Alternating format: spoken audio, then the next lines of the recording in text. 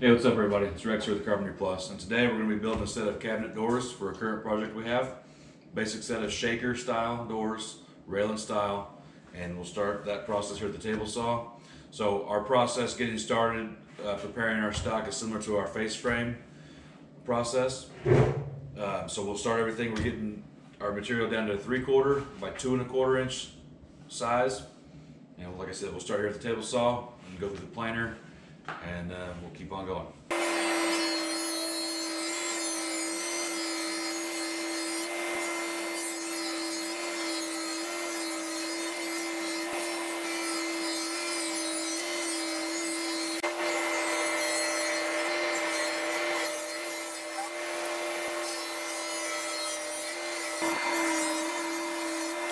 Alright, now that we've got all of our boards ripped to rough size, we're running them off through the planer to get rid of the saw marks and dial them into the final dimension.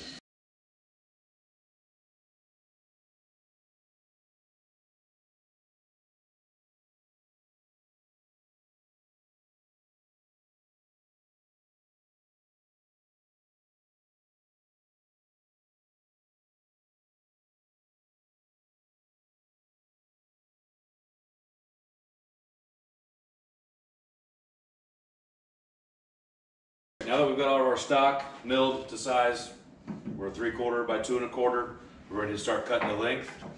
At this point, you'll need to know all of your door sizes, do some careful calculations, subtracting for the stiles, and also allowing for the cope and stick joints.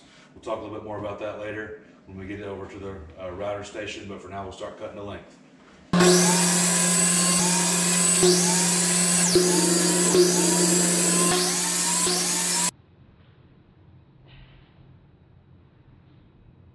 Alright, so now we've got all of our parts cut, we're ready to move on to the router table. We'll start by cutting our grooves to receive the plywood panels.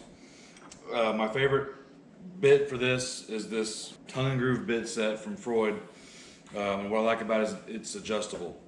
So we can adjust the thickness of the groove that we're cutting. A lot of the tongue and groove sets are going to cut that groove at 1/4 inch and you're stuck with it. And then your plywood is less than 1/4 inch. So then there's not a good way to deal with that. So this is what I found works well. You can dial the slot cutter down to pretty much exactly the same thickness as the plywood. You can adjust the part that'll cut the tongue to fit that groove. So we'll get set up here and show you the process.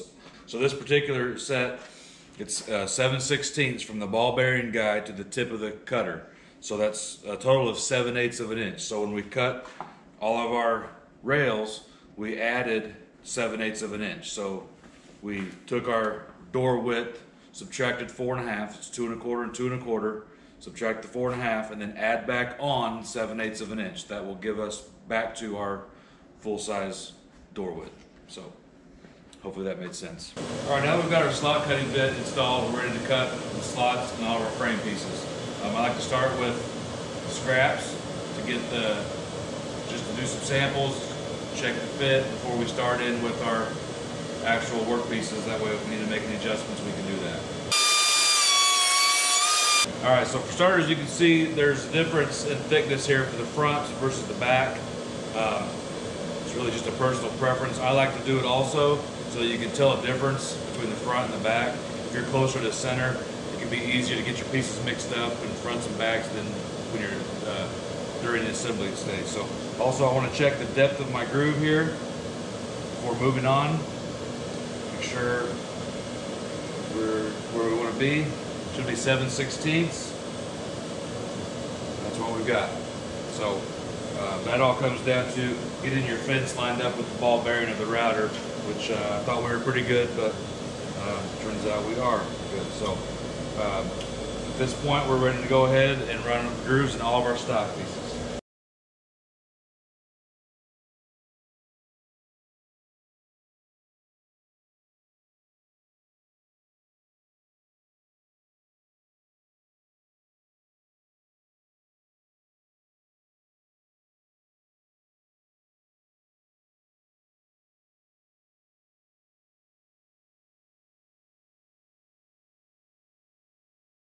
All right, so now that we've got the tongue cutting bit installed, we'll get it adjusted. We'll start off by just holding our original test pieces up here.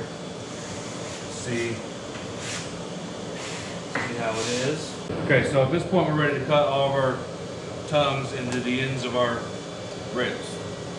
It's important to keep your pieces oriented in the same direction. So when you determine you got your slot, that's going to tell you which is the top and bottom. It's going to line up with the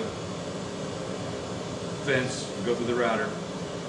And then you're going to flip it end for end, cut the other end, and when you flip end for end, you got to make sure you don't flip top and bottom also. It's easy to do.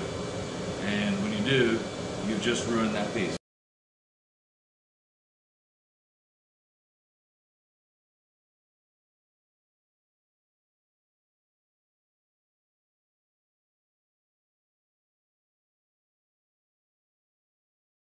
Okay, so before I get started on the doors, just real quick on the math. So our rails and stiles are 2 1/4.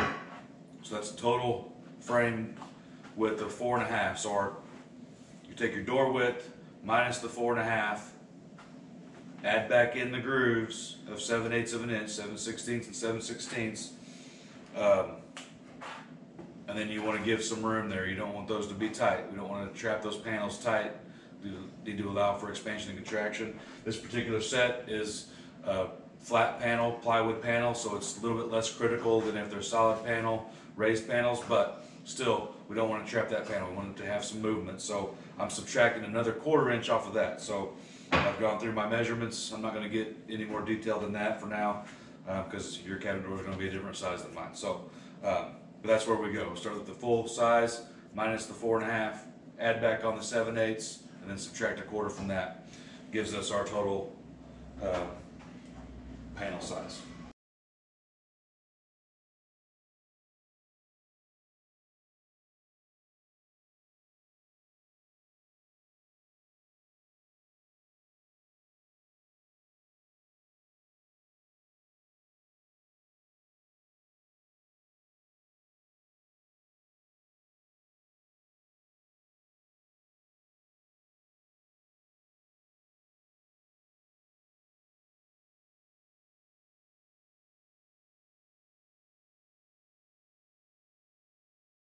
All right, so now we've got all our parts cut and we're ready to move on to the assembly. We want to think about sanding. So we've already sanded some on our frames in preparation for the assembly.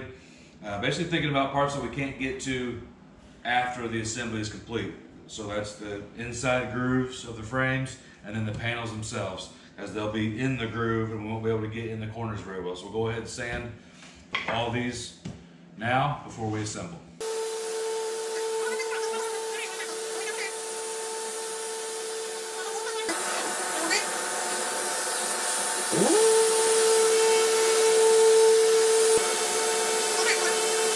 Okay, so now that we've got all our parts cut, everything's sanded, ready for assembly, I've taken the time to go through and sort through everything to get everything matched up with its other parts per door. So we've got, I think, 11 doors and drawer fronts and 1, 2, 3, 4, 5 different sizes. So it's easy to get confused. So I just got everything sorted out and we're ready to start assembly.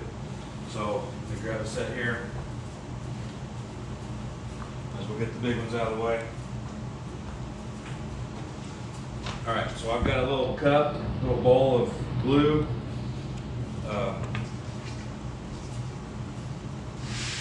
I will actually dip the tenon in the glue. And the other side. I'll brush that around, get full coverage.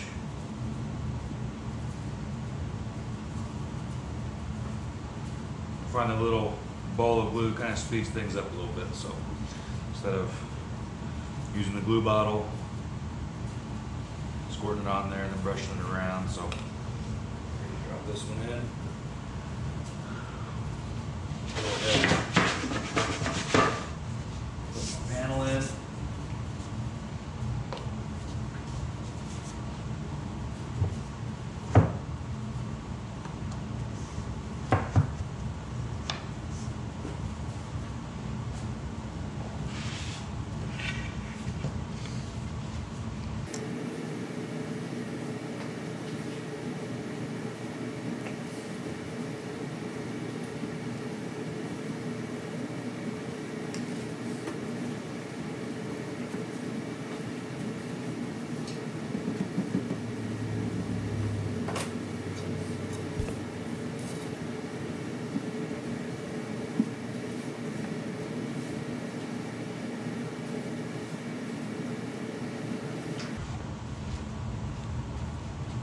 wipe up some of the excess glue.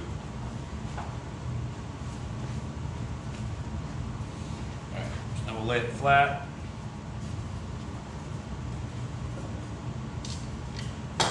Make sure our pieces are lined up. Put a clamp on it.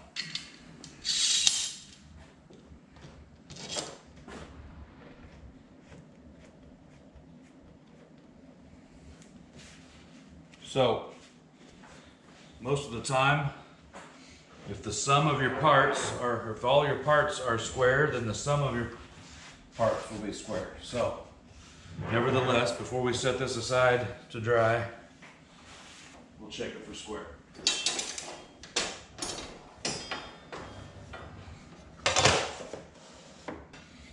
Appears to be pretty good. All right. It's also important to know when clamping pieces of wood like this, you want to be careful that they're not curled or in a bind. So I'm not going to use cauls. It looks like this one's pretty straight, but we're going to be mindful of it and just take a look at them. Make sure we don't have any issues. Once again, if the sum of your parts are square and cut accurately, then the pieces will go together accurately. And at that point, as long as your clamps aren't over tightened, you shouldn't be putting anything, getting a twist on or anything. So this door is done, and we'll move on to the rest of them.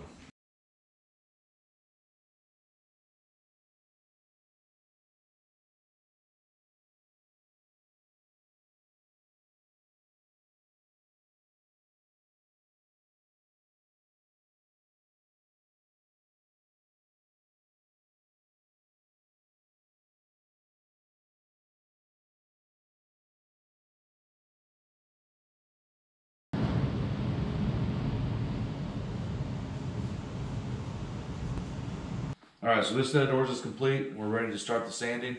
We'll sand all these with 80 grit to start, get them all flattened out, and then we'll move to 120 grit and probably even finish them up with some 180 grit. So we'll speed that up. This will be a little slower process to watch.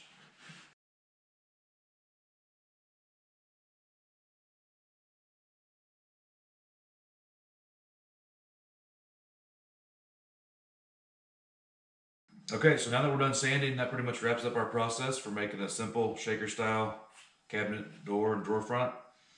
From here, we will go ahead and put an edge, the little round over edge on the front and back, and we'll also have to drill our hinge mortises, but for the most part, that pretty much is our process. So thanks for watching.